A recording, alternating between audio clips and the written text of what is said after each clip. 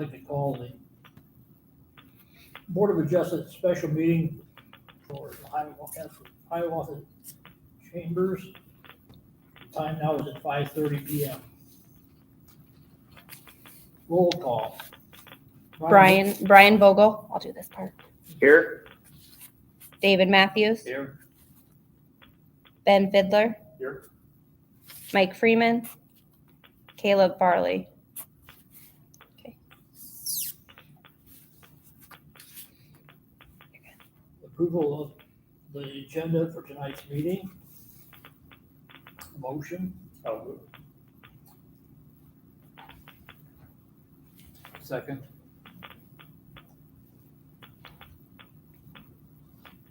Do we have to vote? No, we need a second. I'll You were second. gonna, okay, Oh, okay. now we go. Okay, then all in favor, say aye. All in favor, say aye. Aye. Opposed, same sign. Opposing, same sign. The next on the agenda is approval of the May 8th, 2023 Board of Adjustment meeting minutes. I'll make a motion to approve the minutes. I will second. We have a motion and a second. All in favor, say aye. All in favor, say aye. Aye. Aye. You're good for business. Start of tonight's public hearing to consider a variance request to the City of Hiawatha Unified Development Code, Section 165.23, subsection 9E2A, to allow an accessory structure within 10 feet of the principal structure in a C4 zoning district presently used as residential under a legal non-conforming use in the C4 zoning district for the property located at 690 Boyson Road, Hiawatha, as requested by Don Bird. Has there been any written or oral comments received by the clerk? There has not. Is there anyone present to speak on behalf of the request or project? Yeah, this is your chance, Don. Thank you for making it to the microphone. Yes, thank you for attending this special meeting. All so, yeah, we're trying to get our patio covered. We are getting to the point where we're slowing down and want to stay home and use our patio a little more. It's right in the middle of the sun. We'd like to cover it. It's my understanding that we're falling out of compliance because we have to stay away from the primary structure 10 feet and any other structure 10 feet. I was kind of reading through things and thought we only had to stay away from the primary structure 10 feet, which I believe had noted that we did go through the process of determining that I do have an attached porch that is 10 feet square, which gives us the room there, but on the other corner of the patio is the garage. And it would be right next to the garage and not meet that 10-foot limit. It was, from what I could find in the code, primarily focusing on the primary structure, not the secondary structure like the garage.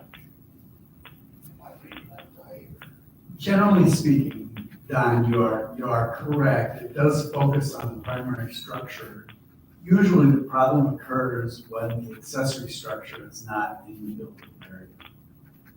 So what we would recognize is a 10-foot separation from either the accessory structure or the house. But from our definition of the house, the porch becomes part of the house, and that's where you lose the 10-foot separation from either building. So that said, we have received your information regarding, do you have anything to add to that that might be considered a hardship? I do, but could you clarify the buildable area? Sure. A lot. Yeah, the buildable area is generally that area inside of the required yard setbacks. So for instance, on your lot, there's a front yard setback of, I think it's 25 feet. And you get side yard setbacks of 15 and 10 feet. And then the rear yard setback, I can't remember what it is for C4, I think it might be something like 15 or 20.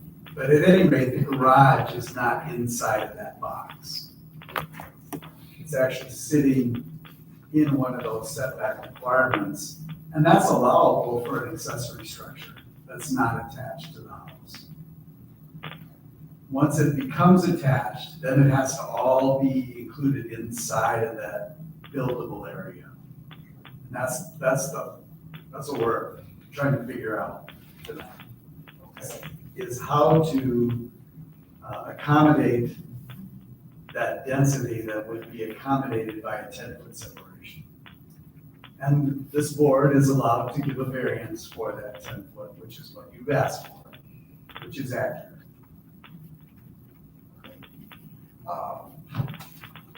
The proposed cover is going to be immediately adjacent to the garage, Yes, and not attached to it. correct, and it'll be adjacent to the porch, but not attached. Yeah.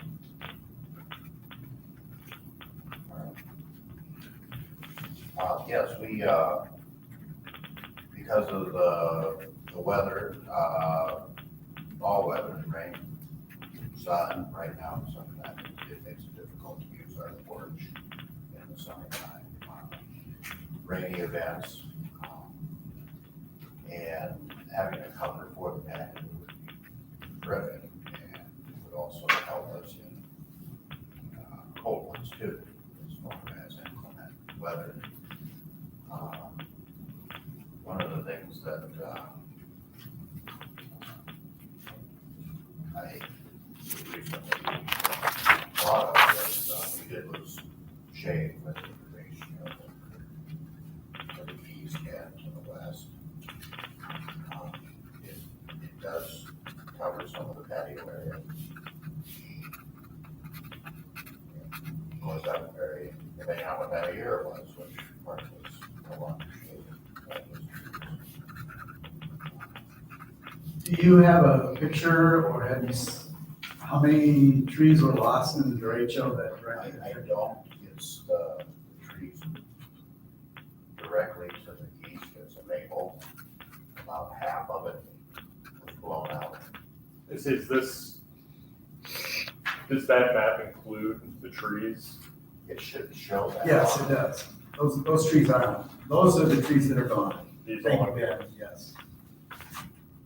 Can you put that site plan up there?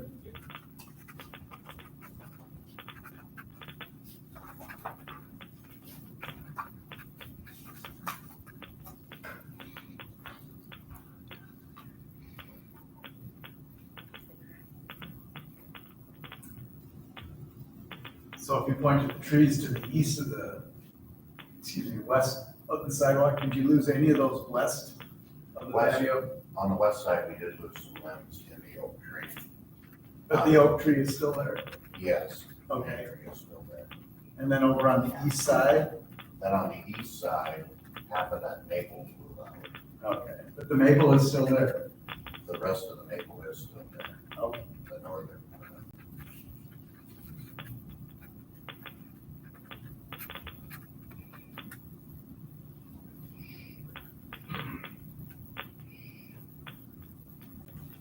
How much shade would you say you lost in the derecho? Oh,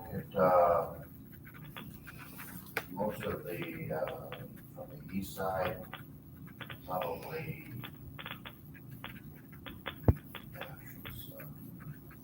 probably covers 30% of that patio that we no longer have until the sun gets higher than the sky. And then on the western side, it's probably a little less than that. It's kind of hard to tell depending on Yeah, what year it is. yeah.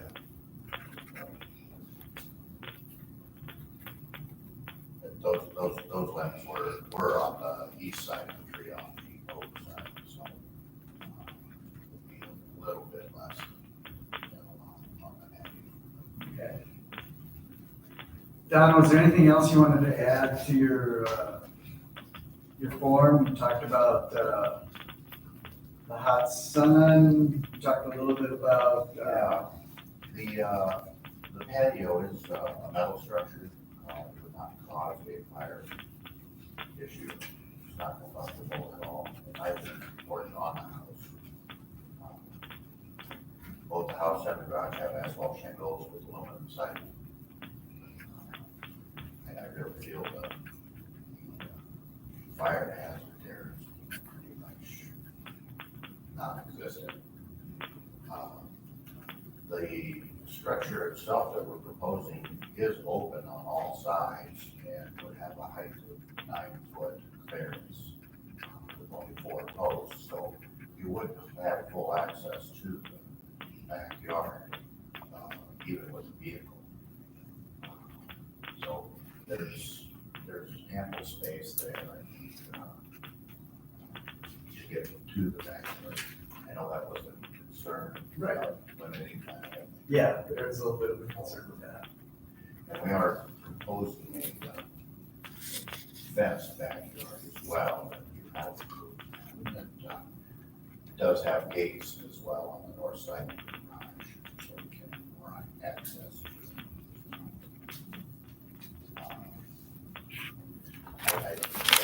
structure we're proposing is actually designed for municipal parks back in the early 70s at the game time.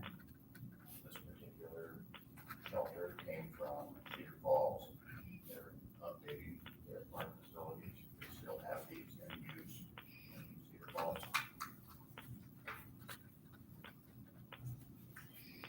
Did you get a chance to look at the picture? Okay. Thank you. I think with having the proposed cover at our property, covering our patio, it does add to our use and comfort of our home. We do own the property immediately to the east of us. I did purchase that from Mr. Driscoll last year. And there, Mr. Bennett lives immediately to the west of me. Both have indicated they have no issues. Myself and Very good, thank you, Don. I've been a very good neighbor with Greg and Sir Pro as well. So we kind of share a electric power line back there, so we keep that area clear of trees. Absolutely. I don't see a lot of issues with that. I am residential. It is a C4 zone area. And it certainly will be commercial, no doubt about it, in the probably near future. Okay, so, but this would give us some immediate relief from the weather. And now that I do have the property to the east of us, which we have moved my wife's mother into, we do have visiting family members, so this creates an area where we can gather as well. Enjoy the outdoors, turning the lobsters, so. I hear you. All right. Anything else? I guess I can't think of anything. I guess if we were to move the patio back away from cover away from the garage, it would limit us to, it would only cover about 58% of the patio, which the other half would cover the yard, so I don't know if we want to do that either. So cost of moving a patio and everything out farther away from the rest of the structures is not really possible. I would certainly appreciate your consideration. That's all. Yeah, questions?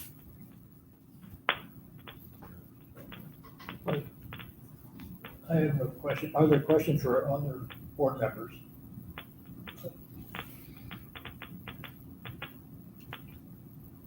Brian, do you have any questions? Nope. Ben? No. I have none. Okay. Staff? We need to make sure we have anybody else that might want to speak against it.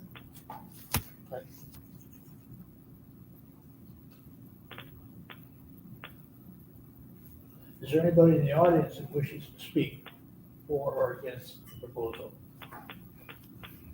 Okay, very good. That's all right, that's all right. Ask for staff comments. Absolutely.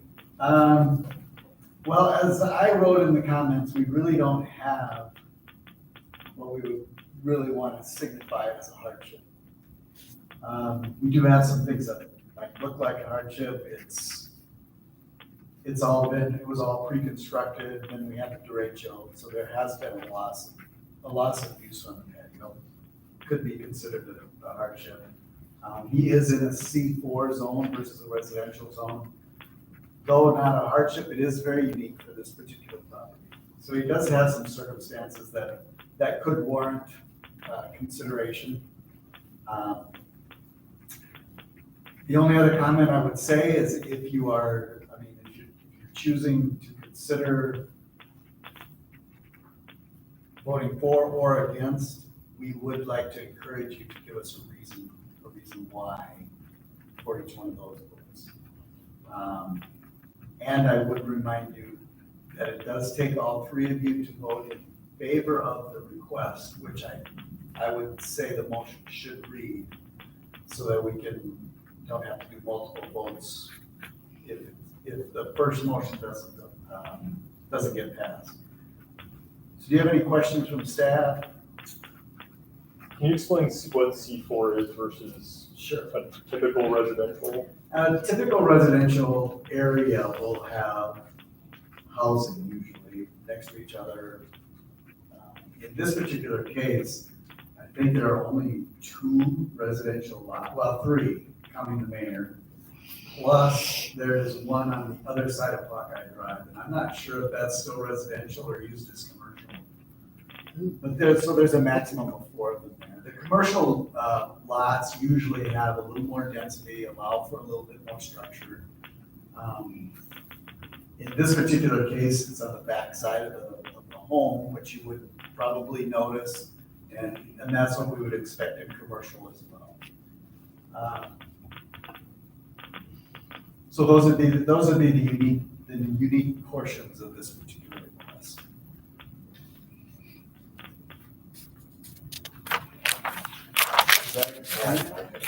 Go ahead, John.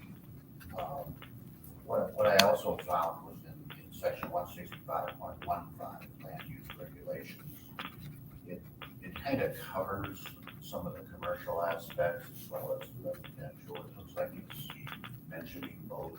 Yeah. In that section. Okay. I would refer the board to section C, item 1. And what are they? Do you have those?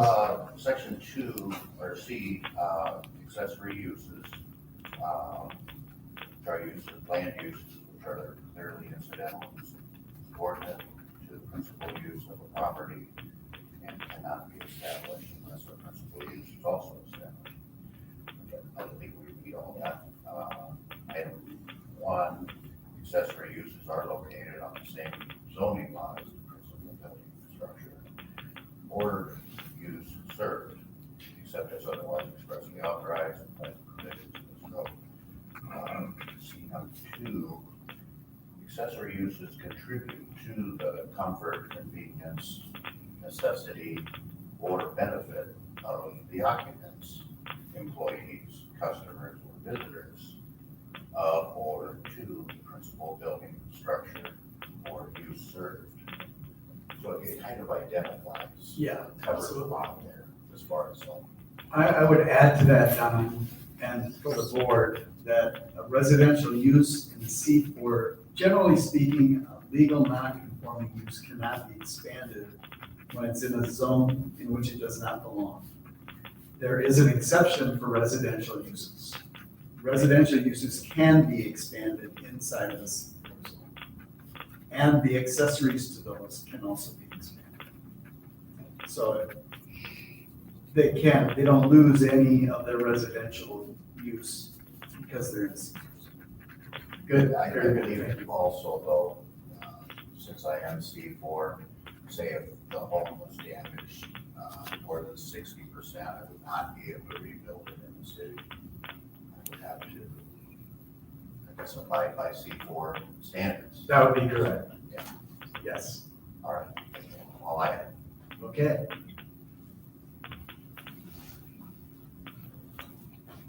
Are there any members of the audience who'd like to speak in opposition to the proposal? There is none. Do you have any additional comments? We've had those.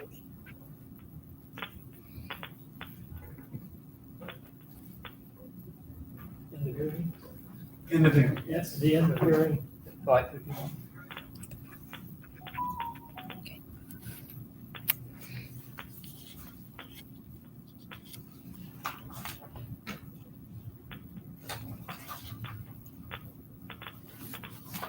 So here you can ask if the board members have any additional discussion, just between you guys as the members, the commission members, since we closed the public hearing.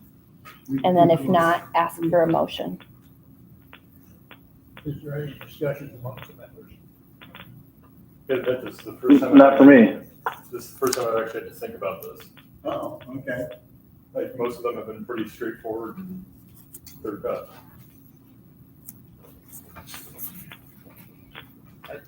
I think there's something unique in what he said about losing the ratio change and everything, because I don't want to put my own in it, but I lost all my shape.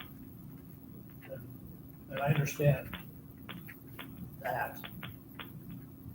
And everything is away from the street, behind the house. And he has the okay from the neighbors. So is there any sort of a precedence that gets set with decisions? Generally speaking, the answer to that is no.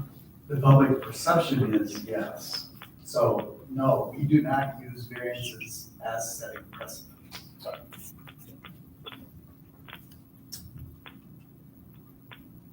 Okay, So then I can just ask for a motion. Anybody? do we have a motion to approve? I'll make a motion to approve the variance request to eliminate the 10-foot setback to the principal structure. Thank you, Brian. Do we have a second? Second? Thank you, Ben. Any further comment from the board members? Okay, ready for vote? Rick Ruble. Ben Fidler, Ben, what'd you say? Aye.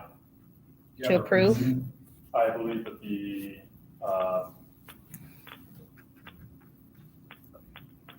hardship is not self-created. so you're voting to pass it or Two pass. to pass? Okay, perfect.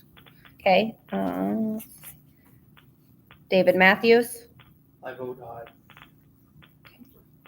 Do you have a reason, David? Same.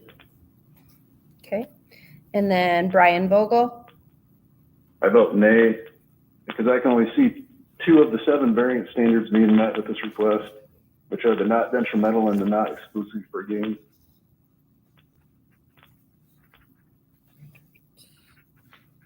Did you say that again, Brian? I say nay or no, because I can only see 2 of the 7 variance standards being met with this request. I could see the not detrimental and perhaps the not exclusively for gain, but the other ones, I don't see how they're being met. Okay. all right.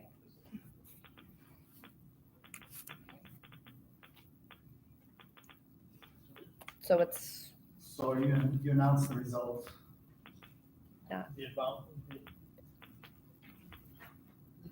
the motion. No. So it did not go Motion through. fails Motion failed